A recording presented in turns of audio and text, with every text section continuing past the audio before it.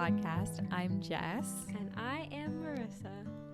And today we're doing kind of a Q&A. Essentially, we're talking about city living, apartment living, Brighton living, Boston living. So we're going to get into all of that in just a moment. But first, per usual, our roses and thorns.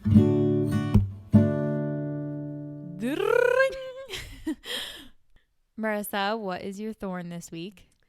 My thorn is that I had a bit of a breakdown earlier this week. About this week. Why is everything so funny? Like after, like it's like at the time it's not funny, but then like days later we're like, haha, nothing's like even resolved. But it's like, I know. Thank God for that feeling though. Like just knowing that eventually anything that like really gets you down could be something that you laugh about. Ain't that something? Yeah, but I would describe it as like throughout the past year of COVID, I've had these like intrusive thoughts and moments that like pop up in my head like little bubbles where I'm like, I'm sad about this. I'm upset about this. This is frustrating me.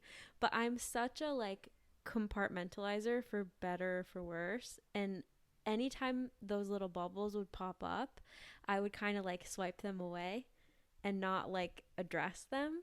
And then I just feel like this past week there was a morning where they just kind of all were like forced to the surface, and I cried a lot, and it just felt like a tidal wave of like all those little bubbles of water became a tidal wave.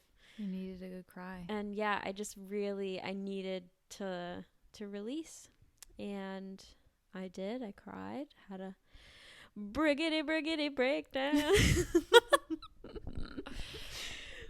Not the good dancey kind of breakdown, that's for sure. But yeah, and since then I feel like I'm like actively trying to like make sure I feel okay, because now that I've like popped the bubble, I'm like, now what's gonna happen the next time like a negative thought comes into my head? Like, am I still going to compartmentalize it like I did before, or is it really going to bother me because like my seal has been broken? Well, what would you rather? I don't know. That's kind of like the question that this whole thing has made me think about. Like, because I said to you like, well, maybe you should stop compartmentalizing. You were like, but then I'll just be sad all the time. And I was like, but maybe you need to do that. Like, maybe you need to work through the sadness. That is really the age-old question.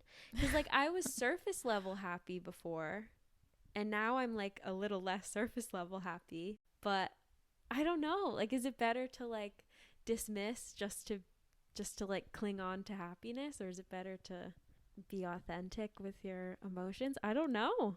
Yeah. Well, we talked about, it's interesting you say it like that, because we talked about this week, is it better to have hope that's like unsubstantiated? Like you don't know if you should hope for this. Or did we like talk about this on the podcast? I think we talked about it in real life only, but now I'm like, the lines have blurred. But it's like, is it better to have unsubstantiated hope, or to just like crush the possibility of hope so that you're not hoping and then get your hopes crushed? And that's like kind of what that reminds me of. I think it's, emotions are a hard thing, and there's no like right and wrong answer. Yeah. But time will tell how you just a little briggity break down. Next time something. What's the breakdown theme makes song? You feel sad. All right, I'm done talking about me now. What's your thorn? My thorn is that I did not get to go to the company bingo on Friday. My work was playing bingo. That's like not actually the thorn. That's like, what would you call it? That's just sort of like a cause and effect of the real thorn. The real thorn was just like, I had a work day where it was like I was inching through something I had to do, and yet I still wasn't done by the end of the day. And we were supposed to have we were supposed to play bingo at 4:00, and I skipped bingo so I could like continue working on this thing. And I literally worked until like 7:00 on a Friday because I was like, this needs to get done. And so now tomorrow I get to wake up bright and early and get right back into finishing that project that I need to finish. That was my thorn. I hate when you leave something from one week into the next, which I did get to a good stopping place, hence why I worked late, because I like wanted to get to a good stopping place, but it was just quite the day. And bingo was not his name-o that day. Yeah, and one of my coworkers was like, "Wait a minute, why aren't you at bingo?" And I was like, I can't talk about it. I was like, because I am not in a bingo mood. Sometimes you have to sacrifice bingo for the greater good of the company, or at least of your own work within the company, because I am simply a small piece. Yeah. What was your thorn? Play any good bingo? Rose? I mean, your rose. My dude. I just want to focus on the negatives. Yes. You're like, give me something else that I sucks. bet I know what it's going to be, but say it anyway. Oh, well. I just remembered something good that happened this week. Now I want to know what you think it is. Well, that's all right. Just go ahead. Because my thing is something that's happening tomorrow, which you also know is happening, but I don't know what happened. That's your rose? Yeah, well, so... Okay, say what it is. Okay, this is awful. My rose is that tomorrow I'm going into my office for the first time since end of February. Hold on, you realize that this could have been your rose for next week, that you did go into your office. I know, quit stomping on my rose choice. I anticipate, honestly, that this could become a thorn next week, because I'm afraid a little bit that it's going to like bring up some emotions in me, but it's good right now. Yeah, I'm so curious to hear why this is your rose. Tomorrow, I'm going into the office for the first time in a year, and it's to grab my things from my desk, because my company is switching offices, and this is the time where like the lease is switching over. So I have to go back downtown to get my stuff from my desk, and I'm just like really looking forward to having a day that's like completely different than any day I've had for like the past few months or year or whatever. Just like having that change of pace and like going to my office for the first time in forever, just like having a like completely different like breath of fresh air type of work day. I don't know if this will get included or not, but what did you think my rose was going to be? That we had a friend FaceTime. Oh, okay. Which I forgot like was this week until like I had already thought of my rose, and then was like, oh. And then I was like, I bet that's Marissa's rose, though. So she'll talk about it. And then you didn't. Good honorary rose, though. Always good to have a little group. A collective rose, if you will. Yeah. So what's your real rose? My real rose this week, friends, is that I got closure in the biggest freaking form that it could come in, which is just not any particular form. But I guess I needed an answer to a question from an ex, and I got the answer I needed in an unconventional way, and that was not that this is so stupid. Alexa, play Founded in Silence by Haim. I found it in silence. Yeah, basically it's like a lack of answer was the answer, and then when he answered, I was like, I don't even need this answer anymore, because now I already know how I feel, and I feel really good about it. I'm glad I did it. It's like, you know how your friends, Marissa, will tell you, just kidding. People will be like, don't text your ex, or like find closure within yourself. And I think that's so true. But also like, I'm so glad I did it, because it was just like apparently what I needed. And I didn't even know how much I needed that until I got it. So I'm just like so proud of myself for like advocating for myself. Yeah, good stuff.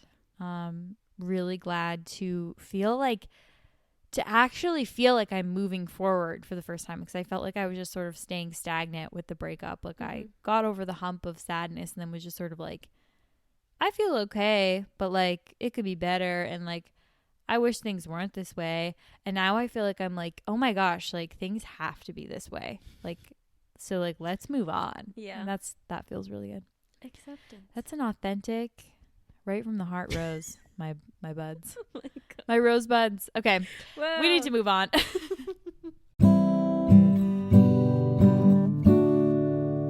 So everyone, as we were saying, we are doing a little city living episode. This was inspired by a friend of ours, Marissa's friend from home, Paige. Yeah, I just want to say thank you, Paige, because Thank you. well, basically what happened is we were doing like a general Q&A with just like any type of question, and my friend Paige happened to have a lot of questions about like living in the city and living in Boston, so we were kind of like, oh, why don't we just do a whole episode based on that? And so then today we reached out to get some more questions from some more pals, and so basically Paige inspired this episode, so thank you.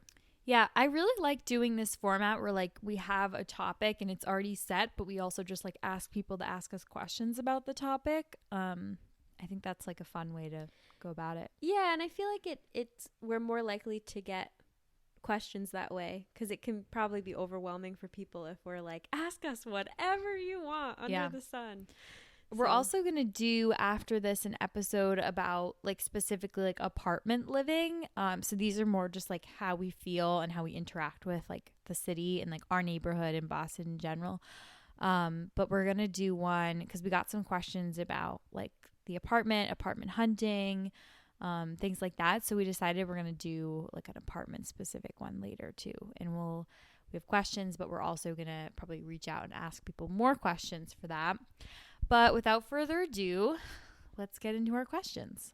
Okay, question number 1 is, what are your jobs and what did you go to college for? Sure. This is a good place to start because it'll give you some background for some other questions, you know, like why the heck do you live in Boston in the first place? Yeah.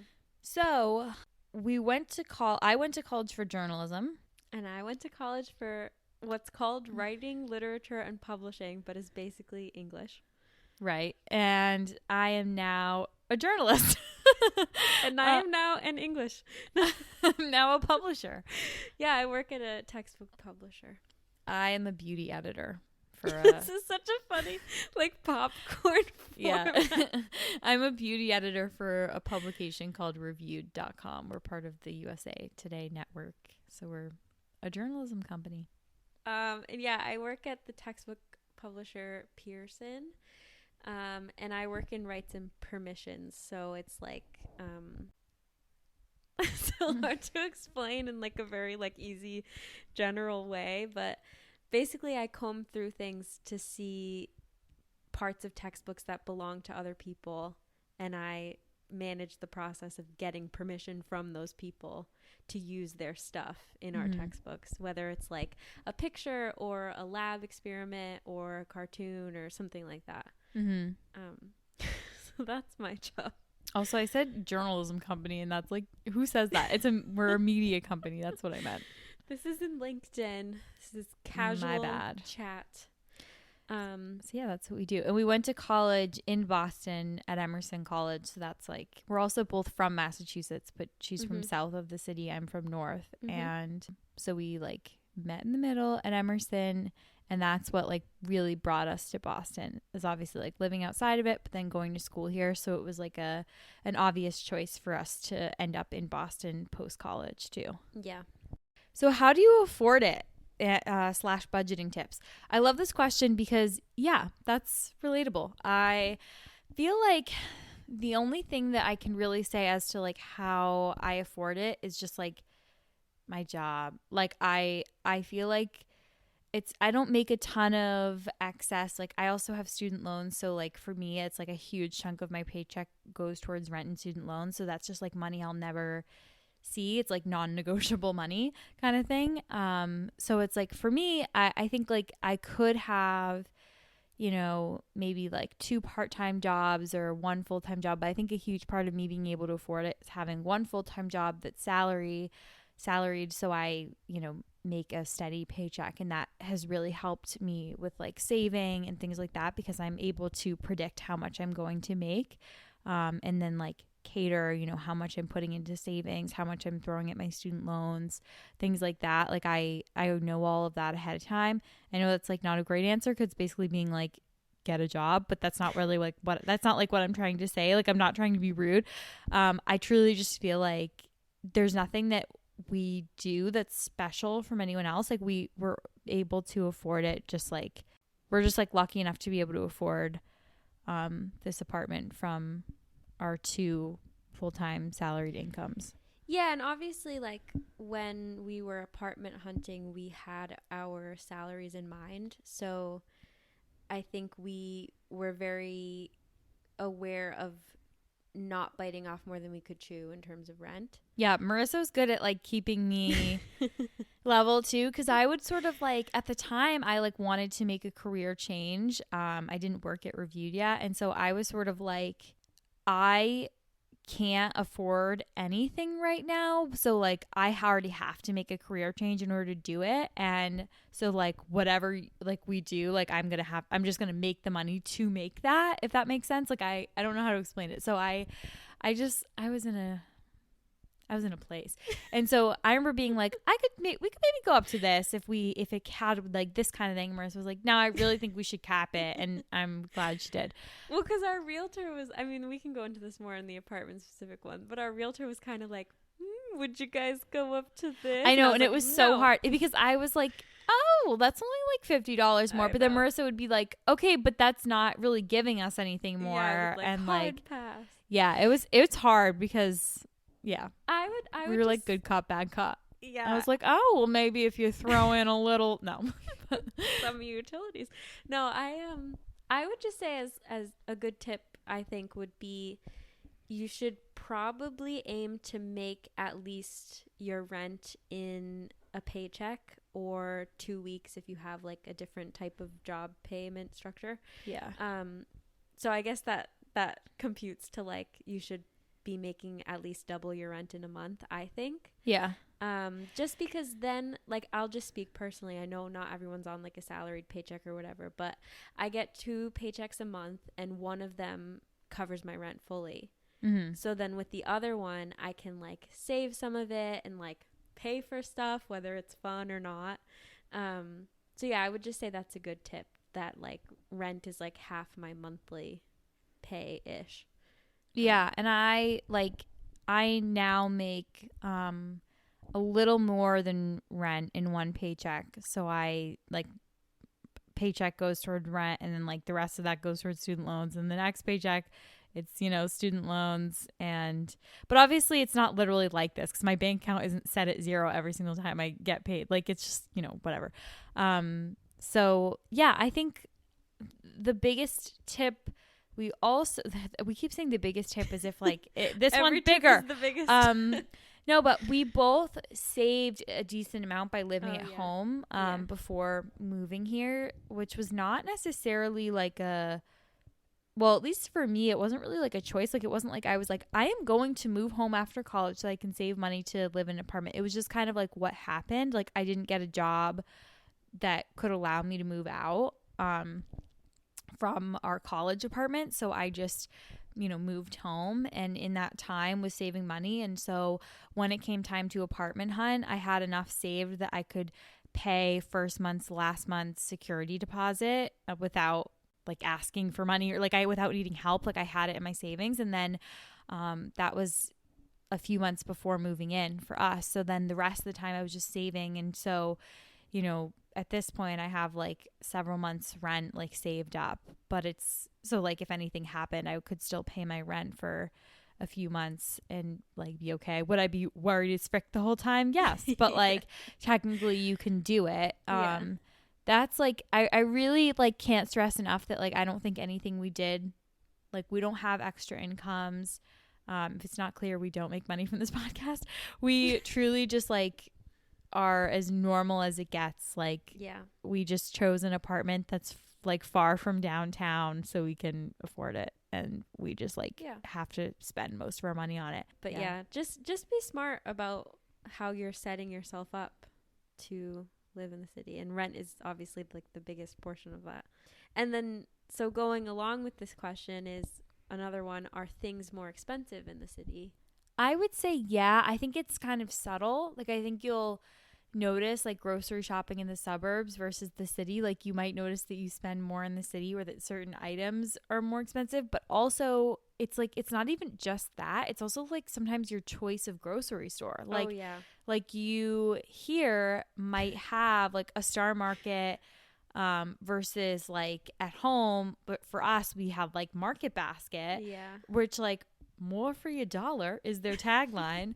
And it's true in Those my burgundy case. coats. Yeah, like of course like things like Trader Joe's exist and like Stop and Shop, and like it might not be that much of a difference, but I feel like yeah, like prices are slightly upticked in the city, and also just like the things that you have to pay for are like more plentiful in the city. Yeah, there's like more access to things that are more expensive.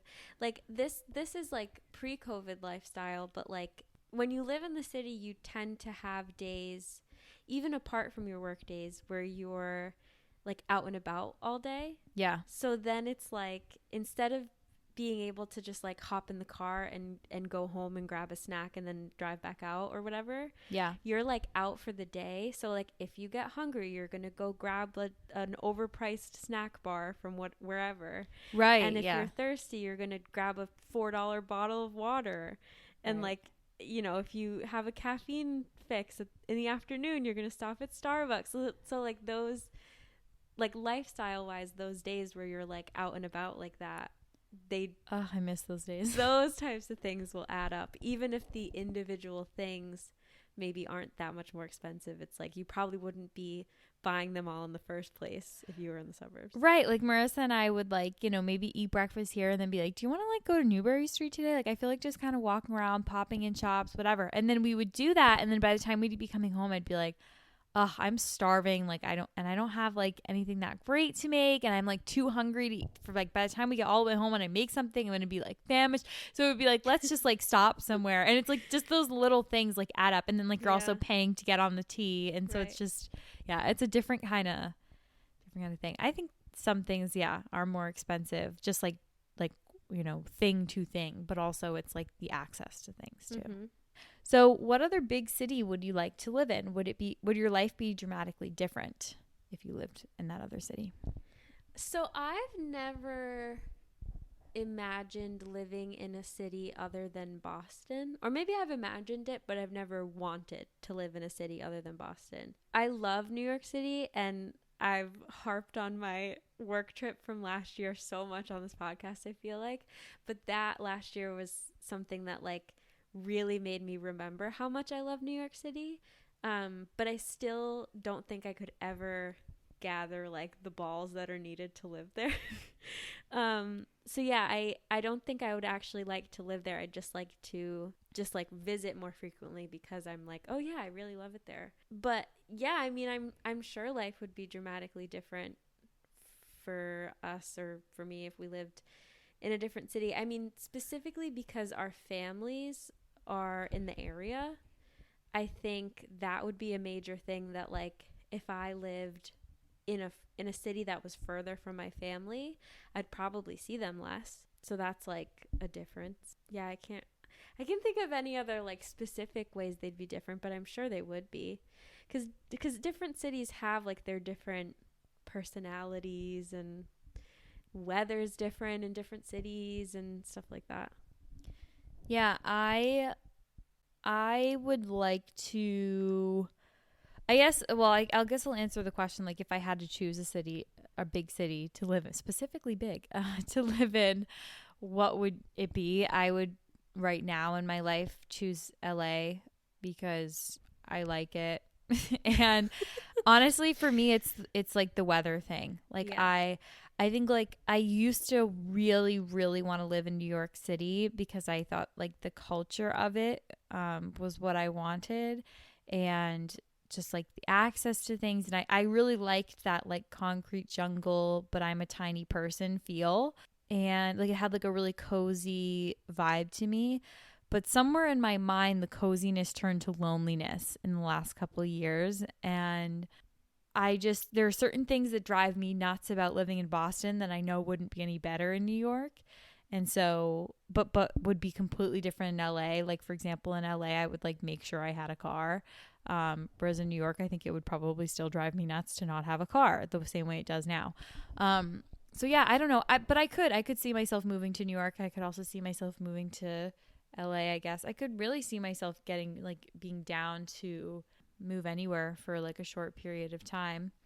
And yeah, I think my life would be different. I think like my mental health would be different. I think if I lived in LA, my mental health would certainly be different because I struggle with some seasonal blues and holiday blues and things like that I think that just like the weather shift would make it different. Yeah, I mean, I think having my family not be as close would be certainly a factor, but my mom is already like a couple hours away.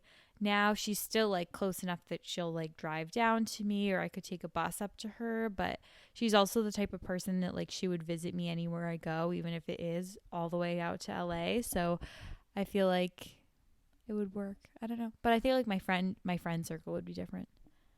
Like I wouldn't be able to see the friends that I have now all the time, so I'd probably be like, who are my friends? Is it my turn? Yeah, it's your turn. Oh, okay. What is Brighton like compared to other parts of Boston? Oh, it's cute. No. Well, it is, but you know, we haven't lived in other parts of Boston. Right. So, well, we've lived in downtown Boston. That's true. And technically we lived in Allston. I mean, you can group them together, but the feel of like Brighton proper is very different than the feel of like Allston. Yeah, okay, that's true. Because we lived in Allston in college. And if you don't know, Allston and Brighton are like right next to each other. It's basically like if you were on the T going from downtown, you'd go out into Allston, and then if you keep going, you go into Brighton. So they're often called Allston Brighton. And like we only live a few stops away on the T from where we used to live. But the feeling is really different. It's way more residential over here. Yes. There's less like stores and food places and things like that, and more which there certainly are plenty, but like we literally live like in a neighborhood. Not a neighborhood where it's like houses and kids riding bikes, although you see some kids riding bikes. But like we live in a neighborhood of apartment buildings. Yeah, lots of like dogs, lots of people walking around. We live right near a reservoir, so you'll see a lot of people running, and yeah, I see a lot of, you know, babies in carriages, dogs, like definitely more of a like a mature like post-college presence, whereas Allston is like a ton of students because it's right like BU is practically in Allston, so a lot of Allston students, you know, a lot of BU students live in Allston, and then they're only a few stops away from their college. And then BC is where we are now, like we're Boston College is right in our neck of the woods, so you will have students living around here, but it's usually in housing right around Boston College, and we're kind of like on the other side of the reservoir from it. It's hard to explain. I just feel like the likelihood of like having a ruckus around us was much higher in Allston than it is in Brighton. That's a weird barometer, but like just Allston is known for partying and like college parties and drinking and all that kind of stuff. And Brighton is where the more like calmed down people live, I think. There are pros and cons to that because it's like I really like that it's so much quieter here, and that like we've talked about this before, that like if we want activity and we want things to be bustling and we want it to feel like the city, we can easily go get that by going downtown. Then we're able to come home and have like the respite of the quiet like neighborhood feel of Brighton. So then of course because of that we don't have, like you said, we don't have like a ton of like stores really close to us and restaurants and stuff like we did when we lived closer to the city and in the city for college. But yeah, it's quiet, it's nice. Yeah, I mean, it has like some like little hole in the wall restaurants and things like that, but not as much like stacked on top of each other in the way that you would find in other places. Oh, and another thing that's interesting about living in Brighton is that, again, this like doesn't fully apply in COVID times, but if we want to like go shopping and stuff, the places we go to tend to be like further out of the city. instead of closer into the city. Yeah, we're right near the suburbs. We're Yeah, right like, near like Watertown and Newton. we found ourselves at like the Natick Mall and like Watertown shopping plazas where like we never even thought of going to places like that when we lived downtown. Right. I mean, to be fair, like we have to take an Uber if we want to go to Natick, and like we have to like take a bus or walk like 45 minutes to go to like the Watertown Plaza, but like technically it's there. Yeah, it just feels like more of the suburbs here, I guess. Okay, next question. Do you miss green space? How do you connect to nature in the city? Well, so bouncing off our last question, we're lucky to live near a reservoir, so we can take walks around that.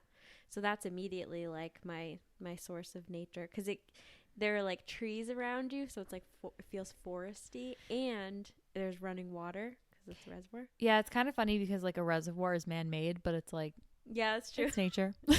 Yeah. But also like we're right near, like, because it's Boston College and whatnot, there's like, they have a beautiful campus that's like a lot of green space, and there's also like a baseball field near us. Like in the summer we went out and like sat on the baseball field, you know, either to like drink coffee. Like I met up with a friend for coffee to sit outside there once, and yeah, so it feels nice. And there are also like little parks spread throughout the city. I know like in New York City you'll kind of like walk into like a park, like all of a sudden you'll stumble upon one. Yeah. Boston's kind of like that, but they're a little more hidden away. Like you won't really like, it's not like you're walking down the sidewalk and then all of a sudden there's like a huge triangle that's like green. It's more like there are teeny little parks near like schools or things like that.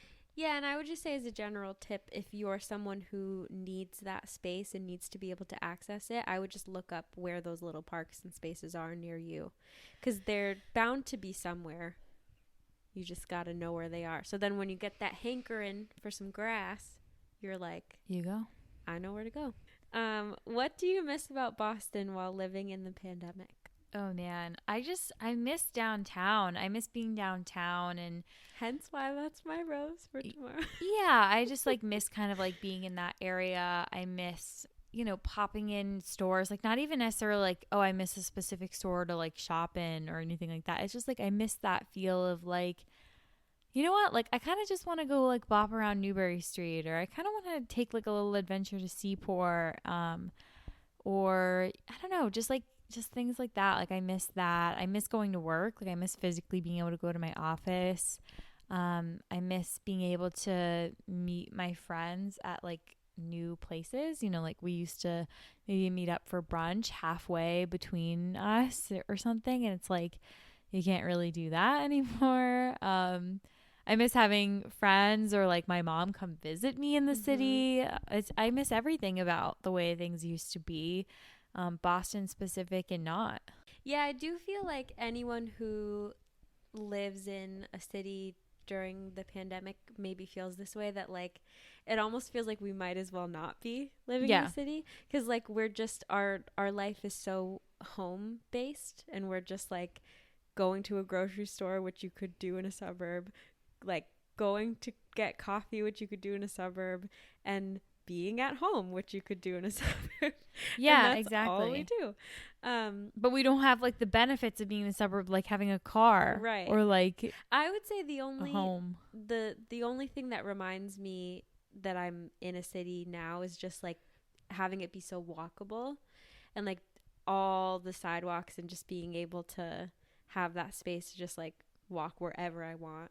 It's also nice that you don't have to, especially like in the winter, you don't have to like take care of it yourself. Like you don't have to plow, and you don't have to like worry about like, are the sidewalks going to be plowed?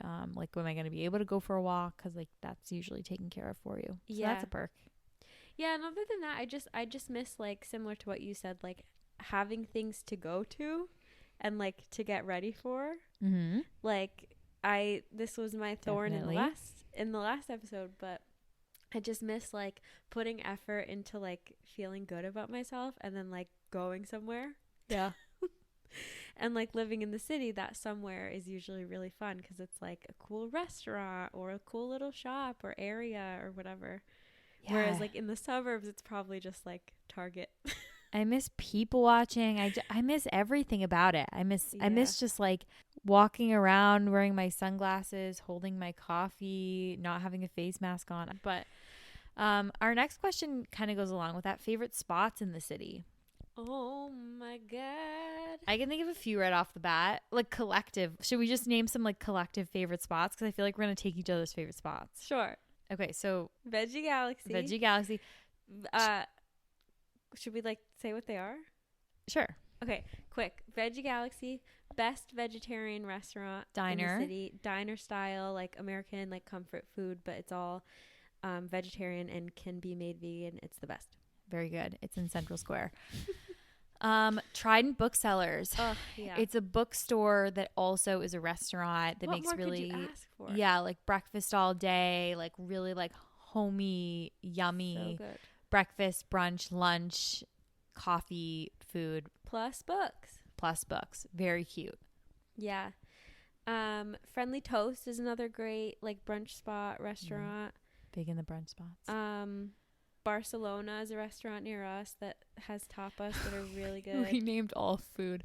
Oh, yeah. Brookline Booksmith is Hell yeah. a favorite of both of ours, but mostly Marissa's because Marissa's the bookie of the two of us. But I just like if of bookstores, like I love this bookstore. Yeah, I would say as a general thing, like Boston has really great indie bookstores, but Brookline Booksmith is personally my favorite one. If you ever need to buy someone a gift, it's like also the spot to go to, like whether they like books or not, because they have so many like great crafty things. Yeah.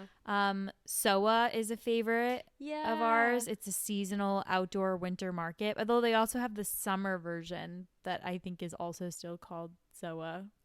Yeah, so there's like a holiday special of SOA, and then regular SOA is like over the summer and I think the spring. So it's an But outdoor outdoor market. So you'll have like food trucks there, but then they're also like just like vendors like selling like their crafts and things like that. Like it's not like a flea market or anything like that. But that's really cute. It's in the South End. I'm trying to think.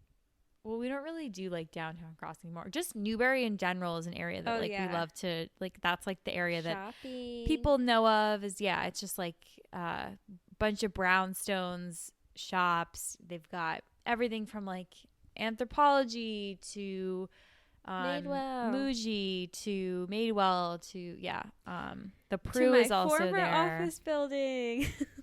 To Marissa's former office building. Other favorites. I'll always love the Public Garden, just as like a general favorite. Public Garden over the Boston Common. If you're like looking for a green space, don't go to the Common. That's pointless. Yeah. The North End as a neighborhood is one of my favorite places. Every restaurant in there is obviously so good. And then specifically, I love Modern for pastries. Don't go wasting your time at Mike's. Yeah, I love Mike's good too, but I love Modern's cannolis. I get mine with normal ricotta and then the cannoli shell dipped in chocolate and then chocolate chips on both ends. So good. Bova's a 24-hour bakery in the North End. Hell yeah. The ICA is a really nice, it's the contemporary art museum, and it's also like really, it's small, so it's like an easy walk through.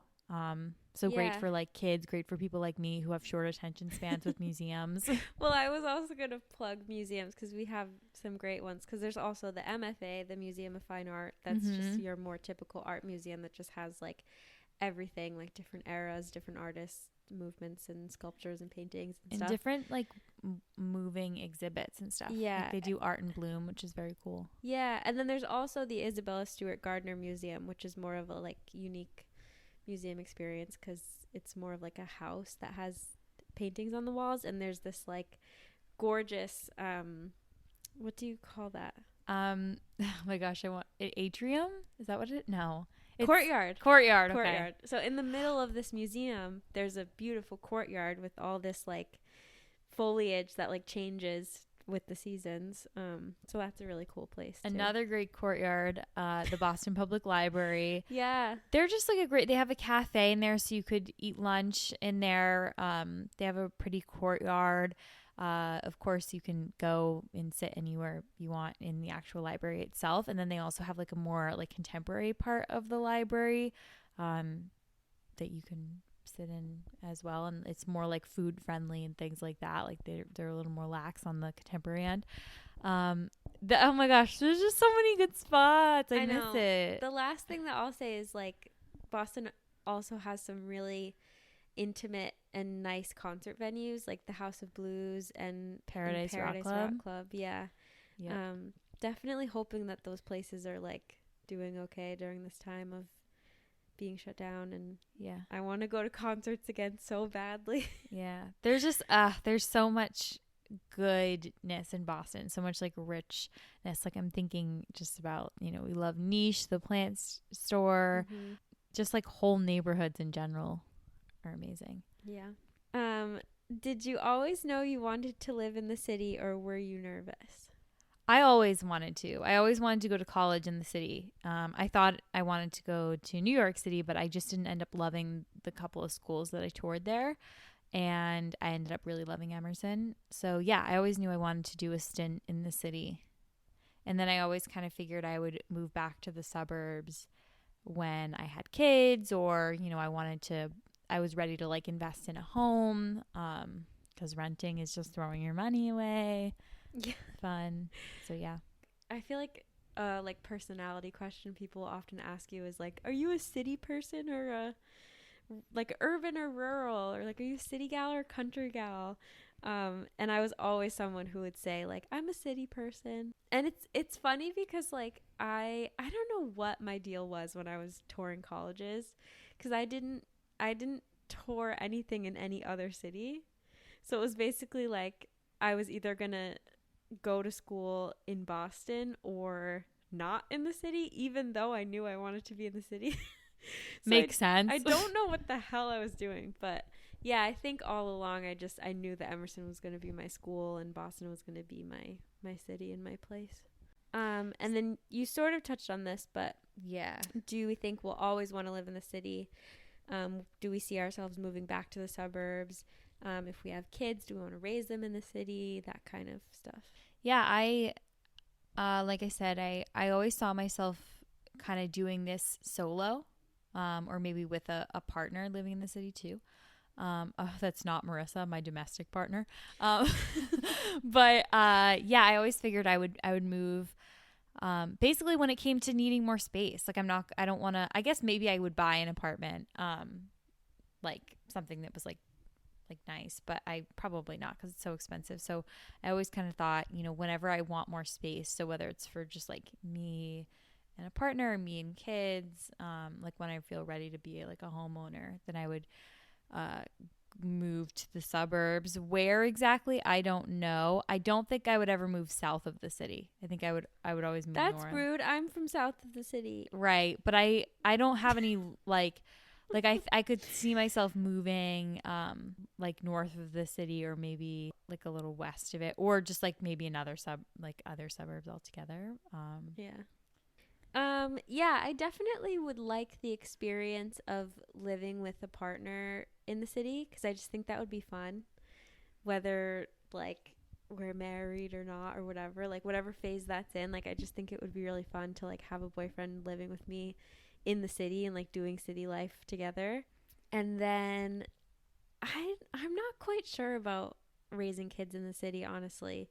I know that it's totally doable, and like I see children, so like I know that they're thriving being raised in the city.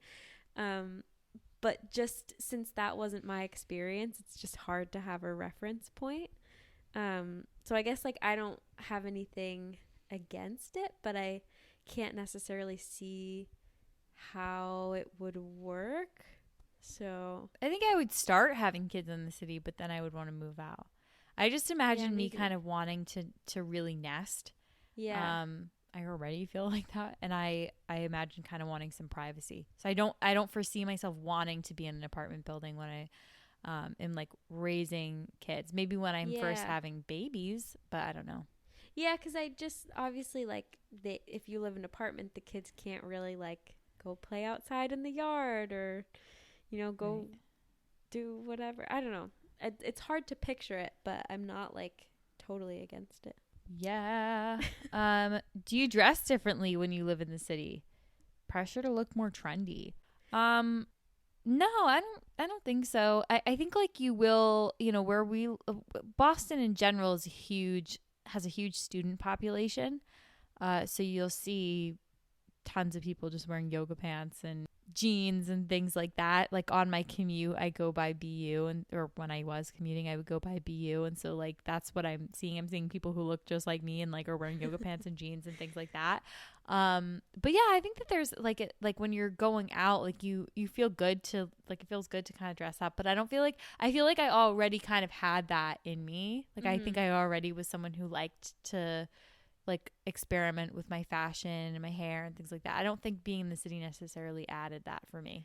Yeah, I was going to say, I feel like the pressure to like look trendy comes from like Instagram and influencers, not from like the people actually physically around me. But I do remember going to Emerson at first and having people talk about how everyone put effort into how they looked for class at Emerson, more so than you might find at a different school. Like Jess was just saying, the kids from like BU and BC that we see around here are wearing like yoga pants and a college sweatshirt, but that was like the minority at Emerson. Like I feel like most kids at Emerson really were into like expressing themselves aesthetically, so they would like put more effort into what they looked like. Not even in the sense of like wanting to dress up or like look professional, but just in the sense of like paying attention to how you look rather than just like passively throwing on a sweatshirt. Yeah, I feel like people's lazy days at Emerson, instead of like putting on sweatpants and a sweatshirt and like moccasins, it was like putting on like leggings, a long flannel, and Docs or something like that. Things that made sure people knew you were edgy. Yeah, like it was just a different vibe. But yeah, I feel like that's definitely a thing I've heard for like New York City, that like you walk around and everyone's wearing these like super trendy outfits and stuff, but I don't necessarily feel like that in Boston. The next question is, do you ever walk through the city and pretend you're the main character? And then this person said, I would definitely have my AirPods in playing some cheesy song like 1,000 Miles pretending I'm the main character. Yeah, but here's the other thing. Like I've been playing the main character since I can remember. Like I like this is why I say that I like am a Carrie Bradshaw to a fault. Like I actually like narrate my life in my head sometimes, and definitely yeah, I do act like I'm the main character. Outwardly I don't think I act like I'm the main character, but in my head I am. And that being in the city, I guess it helps with that because you have more like more of a setting and more like characters in the background that you're like interacting with. And I don't know, I guess it gives you, there are more characters to make you the main character, if that makes sense. But it's like, yeah, well, yeah, I've just always been that way. The whole concept of the main character is funny because like I've also heard it in the context of like you go home for the holidays in your suburb and you're like, I want to make sure everyone in this suburb knows that I'm the main character. Like I'm coming home and I'm cool. I don't think I know this trend. Yeah. Or this like trope. I don't know if it's like a TikTok thing, but I've definitely seen this like main character thing float around.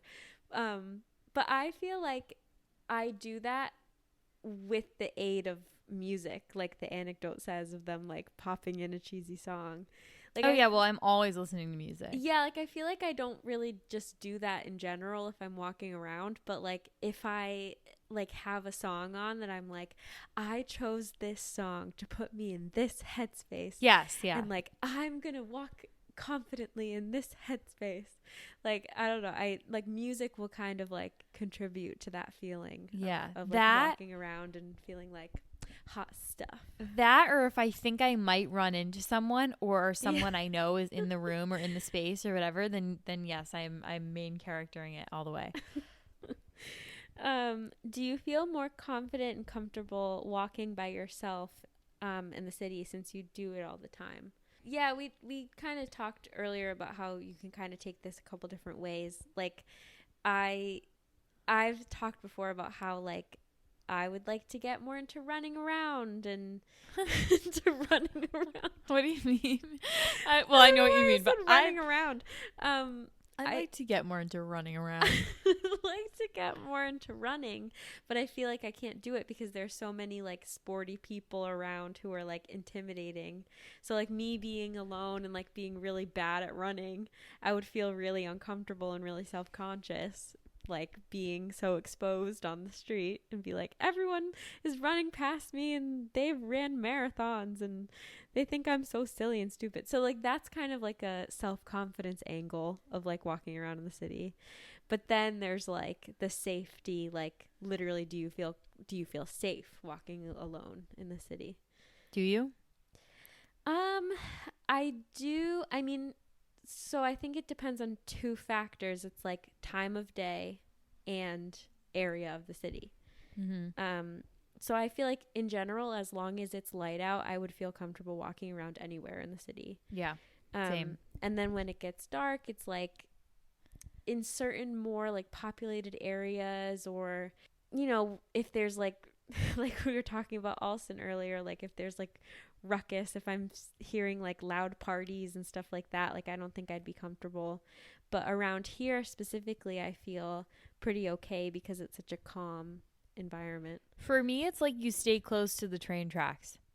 Like Yeah. that's kind of it. Like if I wouldn't necessarily feel super comfortable walking through like our neighborhood. Well, I feel comfortable in our neighborhood because it's ours. But like a dark street, like I wouldn't go walking and wandering through neighborhoods at night. But it's like just like being on, because it's dark and like there might not be streetlights, but there's always like streetlights and it's very light, and you know where you're along the T, because there's also like businesses that are there. Yeah. And yeah, so I feel very comfortable with that. I think I've gotten more comfortable too, because it's like you get older and you get to know the area more, and you know, Marissa also has my location, so if I ever don't come home, she can be like, oh, she did. Where is she at? Yeah. Yeah. How do you get around without driving? Grocery trips, large items, shopping, etc. Do you use a cart? Just have cart? Question mark. Yeah. I actually bought a cart at the beginning of quarantine. This is so funny. That's not that funny, actually. Yes, cart. What's kind of funny about it is that like I bought it and I was so freaking enthusiastic about it, and I was like, Marissa, you gotta use this cart. Like, this is awesome. And now I never use it, but here's the reason why. One thing I didn't really think about when I got it is, yes, it is helpful for bringing home my groceries and whatnot. Although in the snow, I don't really want to use it anyway. But once I get to my apartment, then it's like I either have to lug it up the stairs, or I have to like leave it outside and then take multiple trips in with my groceries or my laundry or whatever it is. And I never want to do that, because I am just like one of those people that like fills my whole arms with groceries. Like I like growing up, like my mom would be like, come help me with the groceries, and I'd be like, okay, and I'd carry like all of the groceries in on my arms, and she'd be like, how did you do that in one trip? And I'd be like, I'm in pain. Like that's how. Yeah. But I'm just like that type of person that I'm like, why would I make multiple trips when I have more surface area to cover? So that I do have a cart. I wish I had a car, but I can't afford a car. That's the simple answer. I sometimes choose my grocery store based on like where the T will dump me. Like we can take the C line or the B line, but the B line brings us like, or the D line, but like the B line literally drops us like it's a beeline for our apartment, 2 minutes away from our apartment, and it's just like a straight line. Whereas like the C line or the D line dumps us like at the bottom of our neighborhood, and we have to like walk uphill gradually into our neighborhood. Yeah. And so it's like I will choose like my grocery store based on that sometimes, so that I just like don't have to, like I'll walk like 2 miles to the grocery store, but then take the T back. Yeah. I don't know. That's what I did today. That's what I did today. I think I'm sort of a different perspective because I'm not someone who likes to drive. So for me, living in the city is like, I like it because I don't have to. For me, I'm like, oh, goody, like I don't have to drive. And you're like, man, I wish I could drive there. Who wouldn't want to drive to go get their groceries? I wouldn't want to drive around here. And like that for me is a pro. Like I'm someone who likes things being walkable. So I'm like, I'm glad that I have a few grocery stores in walking distance and like can take the T and stuff. I think it just depends on who you are. Like I think that's why a lot of people move to the city, because they're like, I don't want to have to drive around.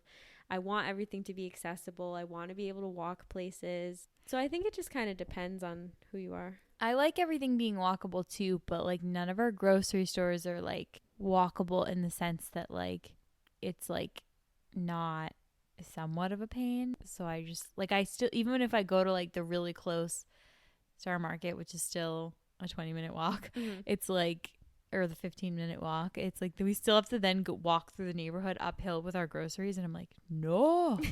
Yeah. Well, so kind of speaking of, this person just wanted to know about like using public transportation and if it was hard for us to get used to it and learn how to do it.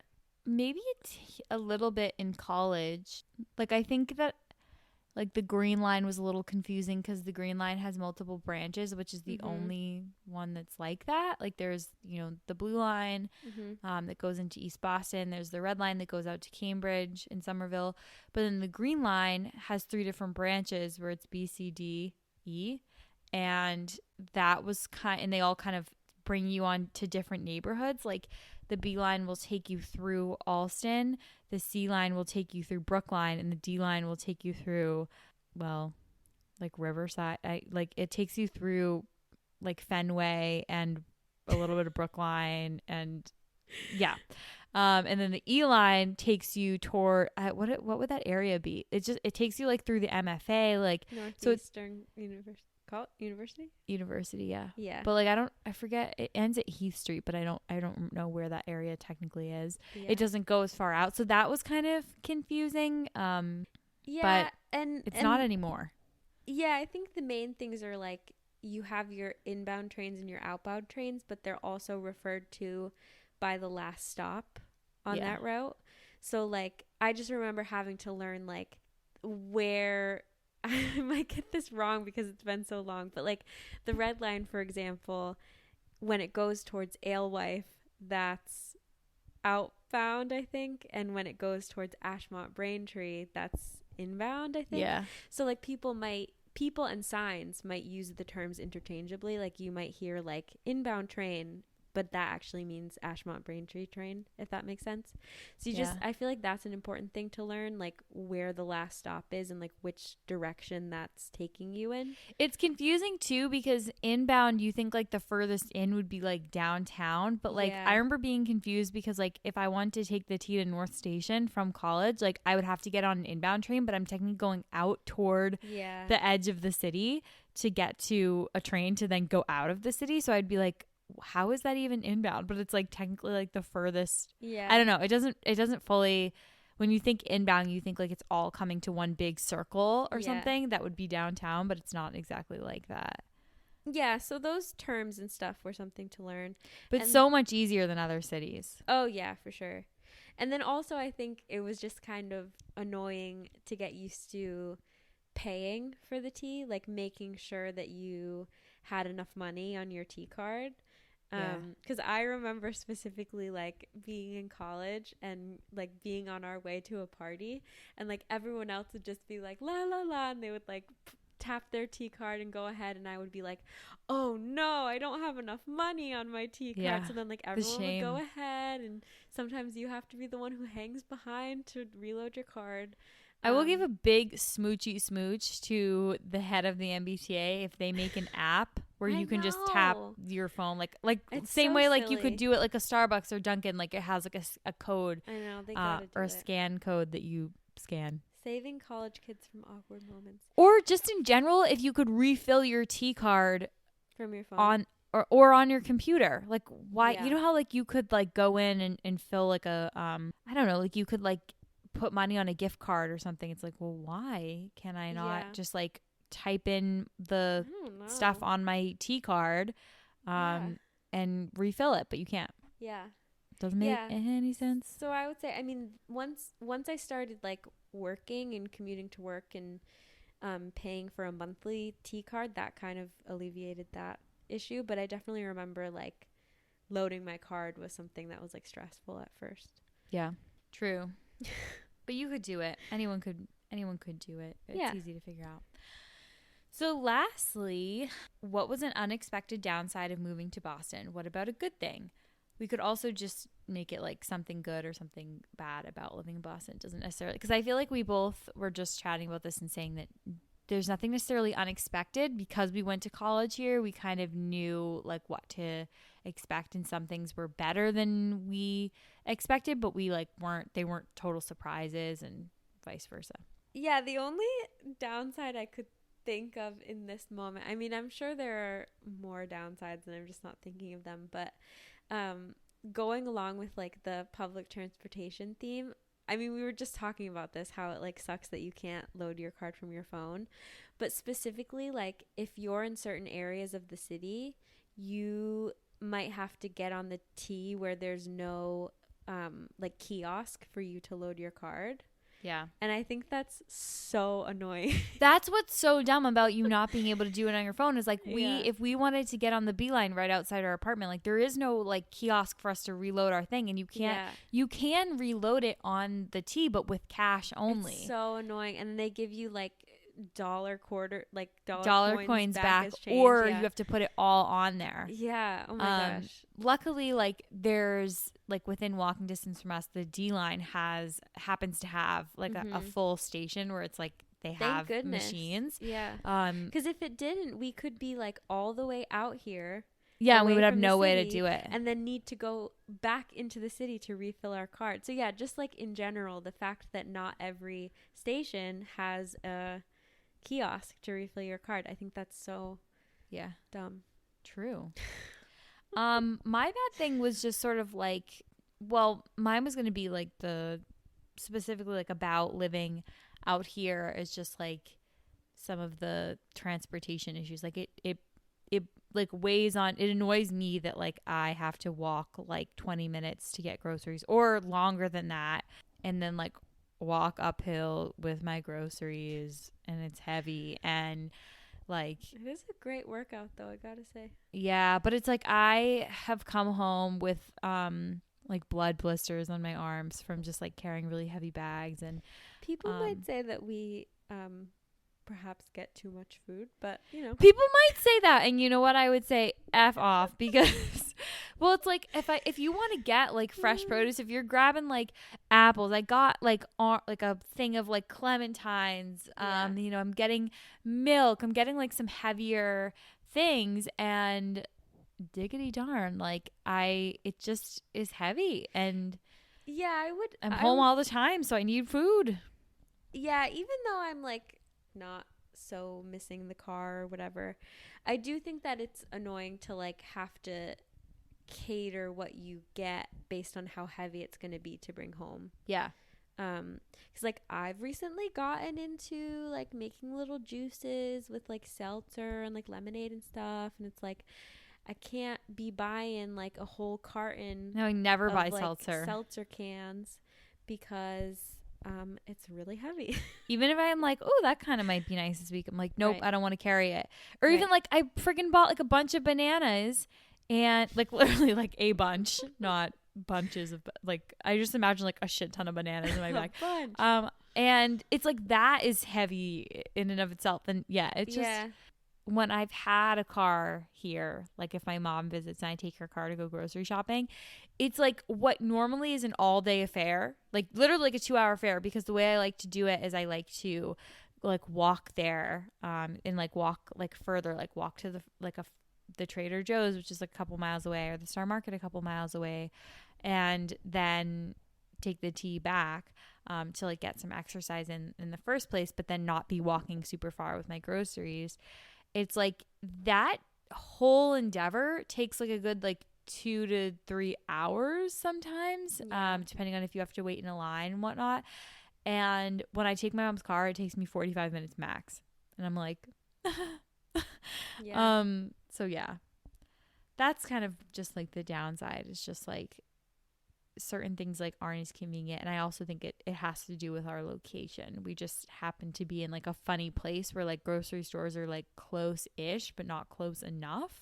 It's weird. I would say an upside for me is just like the amount of like small businesses and like little like one-off places. Like, yes, we do have like Starbucks, but then we also have a couple of like local coffee shops nearby too, like Fuel America and Cafe Nation. It kind of seems to me like for every or for most like big business type of places, there's like a small business alternative. Yeah. Like you can always find like a Chipotle, but then also like a smaller taqueria. Yeah. Or, you know, I can't think like there's a Domino's, but then there's like Pino's Pizza. Yeah. Yeah. I mean, these are specific, but like I like that you always do kind of have the option to support like a small local business, even for like stuff. Like I like being able to go into like a cute little like boutique or like specialty shop. Whereas I feel like in the suburbs, it tends to be mostly like big box stores. Like you'll have those plazas where there's like the Target, the Kohl's, the Ulta, the Home Goods. Yeah. Whereas here you have a little bit more specialized of like shops and stuff. Yeah.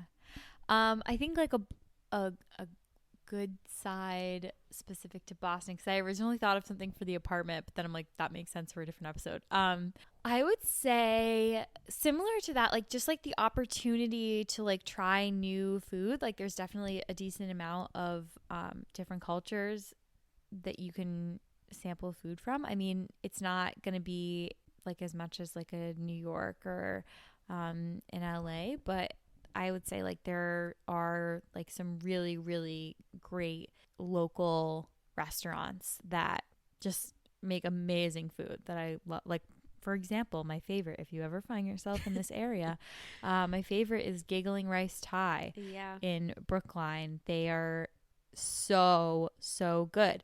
I've also tried Bamboo. I think, what is it? Bamboo Thai? I think so, yeah. There are like a number of Thai food places around here that are really, really good. And then there's like some...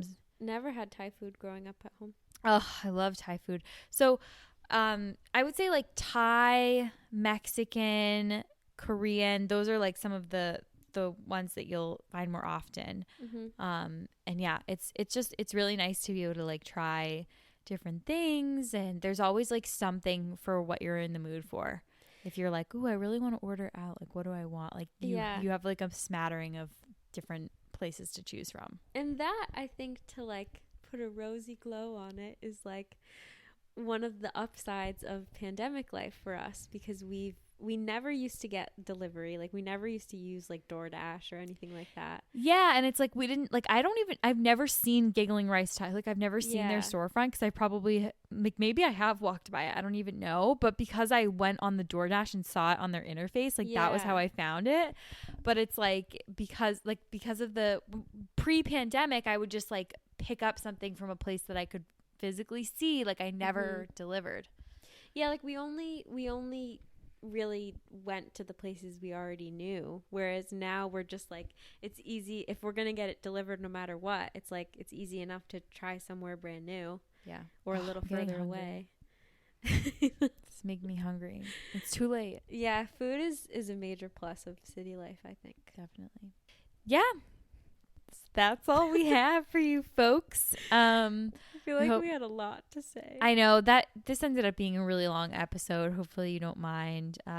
Jury is still out on whether or not you all like shorter or longer episodes. We've heard conflicting reviews. I think we kind of like the longer ones just because we don't have to worry so much about like, oh, we have to really keep this short. It allows us to talk. Yeah, and I think for us it just depends on how much we have to say on the topic. Like I think there are some topics that we can kind of say things more succinctly and we're like, okay, we said our piece. But then there are others like this one where there are like lots of good questions to answer and lots of good stuff that we like feel comfortable talking about. So I think it just differs per topic.